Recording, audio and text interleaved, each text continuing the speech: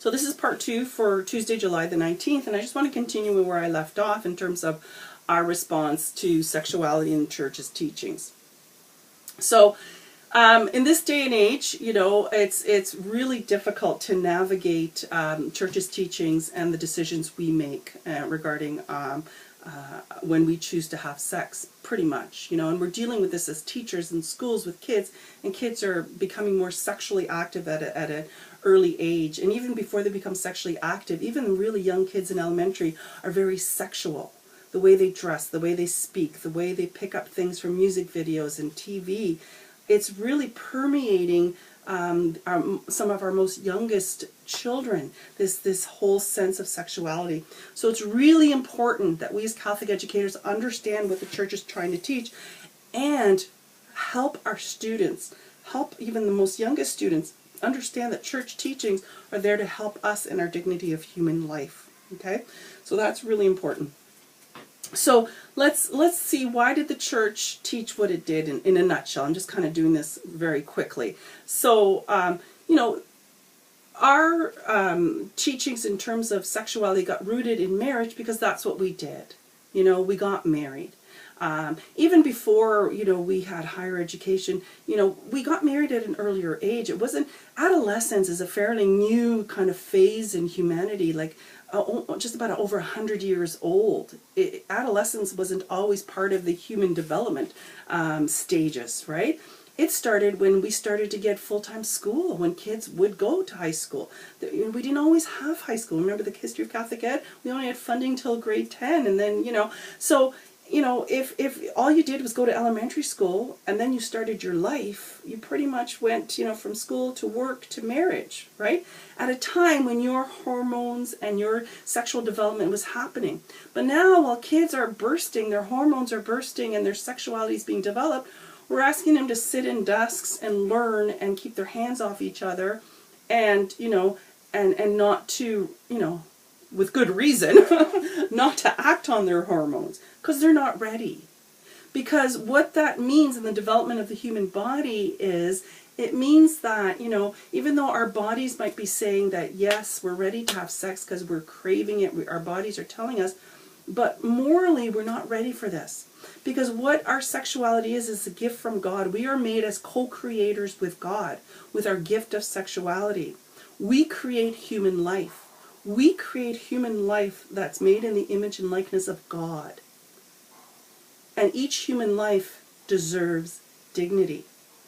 So the question I always put out to people to kind of help put it into perspective, whether you're 13, 23, 43, 53, if you are going to have sex, are you ready to take responsibility for the life you could potentially create? Now I know there's contraception and stuff, and that's a whole different issue, which I don't have time to get into. And part 3 really deals with these issues at greater detail.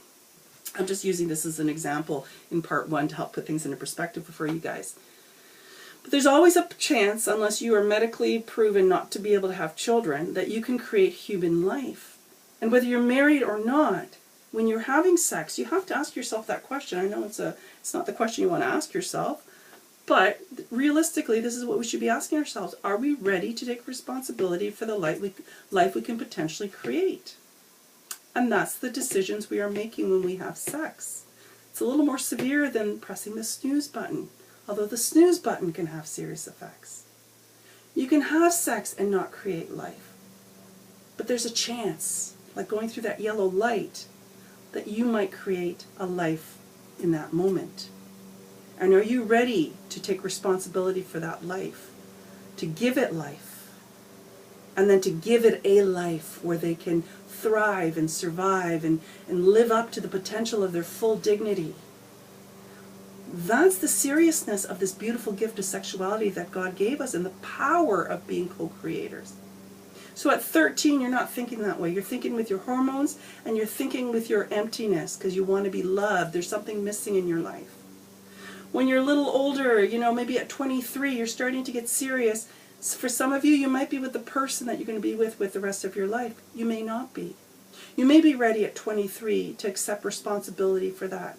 I don't know. Those are questions that you have to ask. And that's why the church traditionally had put, you know, the whole idea of being chaste until you got married. Because when you took the responsibility to get married, you were saying yes to responsibility, to create a different life, to leave a different life behind, to be more focused on creating a home and a relationship and a place where potentially children can be brought into with love and security and the potential of a life. That's what basically the church is teaching in sort of a nutshell. And that's what we need to be, helping our students understand, that the church is not just the big party pooper, it's not the big prude. This is a really serious thing to engage in our sexuality. And we really need to set a good example for our kids. We can't go into school after the weekend and talk about what we did on the weekend, and if it didn't align itself with church's teachings, what are you doing? What are you preaching? What message are you giving our kids? We have a responsibility to give them an alternative message. I know it's hard because the secular message out there is so strong and it's so rooted in everything, in clothing, in attitude, in image, in everything. And then there's the church's voice coming in. You need to be that voice of the church, because even their own parents probably don't understand church's teachings, because they probably didn't get educated beyond their confirmation and don't understand why the church teaches what it teaches. So that's why it's our operating system. It is so important that we understand how it works and how it drives us and how it creates a dignity in this world. Every life deserves dignity. The formation of conscience, the process, it's so important to understand this. And to know ultimately, if you go into the catechism, there's a whole section on conscience and the formation of conscience. And it starts at 1776. So if you go on to the website with the catechism, take a moment and read. It's only a couple of pages, but it goes through what the church teaches about conscience, the formation of conscience, okay? And it really would help if you got familiar with that. And this is one of our teaching tools, is the Catechism of the Catholic Church. Cardinal Collins put out a letter, and I told you in the other post, to update us on current issues that the church is speaking out about. It wasn't just Pope Leo in 1891. Popes continue to write letters, like St. Paul wrote letters, that make it up our most of our New Testament, a big chunk of our New Testament.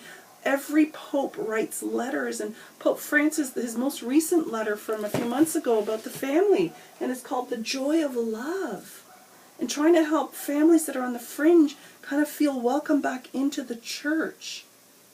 And so we need to continue to update and to find ourselves in the church, in the church's teachings. And that's a really important thing for us to do as Catholic educators, and to understand that.